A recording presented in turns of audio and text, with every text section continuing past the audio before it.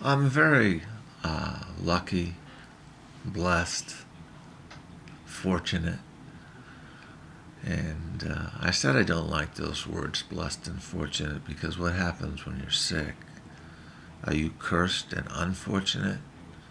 No, I'm just fortunate, lucky enough to have exceptional characters in my life on all sides. My mother's side, my father's side, no alcoholism in the family tree. But Grandpa Luther, by far, was the biggest character in the world. And he was born in 1905. So he saw the development of the Model T automobile, I don't know if electricity existed then, but he also saw great medical advancements from virtually nothing at all to having a full-on safe anesthesia. He saw the development of the radio. He saw the development of the computer just at the early stages before he died. And I just wonder what his perception was. His philosophy was basically just kind of hard work, and he was really great at doing that, except when it came to his own family. And I related before the three offspring. My mom was the only girl, and then two brothers, and how messed up they all were because of his insecurities, basically, which he would turn into projection, where he would tell you all the things that you're doing wrong. And it's a real drag sometimes, but other times it's fun. I've got a photo of he and I debating at the kitchen table, and then the infamous photo at the mountains where I confronted him and apologized for something he was guilty of. I have a habit of doing that. I was on the phone, and all of a sudden he started talking about my mom, who was dead, and all of her worries about me and concerns. And I said, Grandpa Luther, if you continue this, I'm going to have to hang up. Just kept going, rambling, abuse.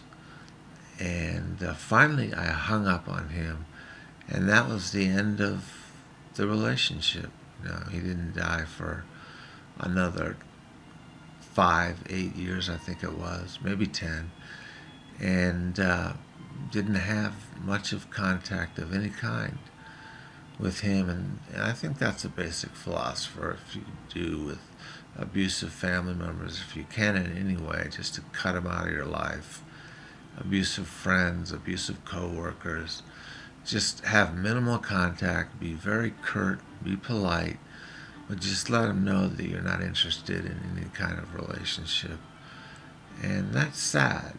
My other grandparents were completely different, and so they gave so much and they didn't have, and they inherited some money. And at one time, before they inherited this money, they would go up to the 7-Eleven on Cape Cod, where they had retired to, and go back to the garbage bin and pick out food that was perfectly good but reached an expiration date, and take that home. And that's what they had.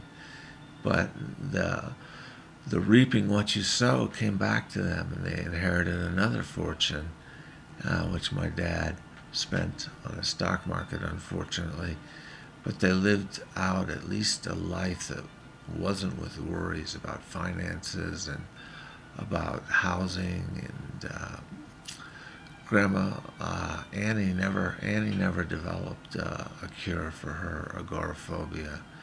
There was no theories and protocols and psychiatrists. Either you're crazy or you're not crazy. It was really bad. And so she was fascinated when I was in therapy, and I'd stop by at her house every time, about what we said and how it worked and how my agoraphobia was being affected. So again, like I said in the previous videos, there's always things you can do, And we are doing this to ourselves, whether we believe it or not. The OCD, the anxiety. So, God bless.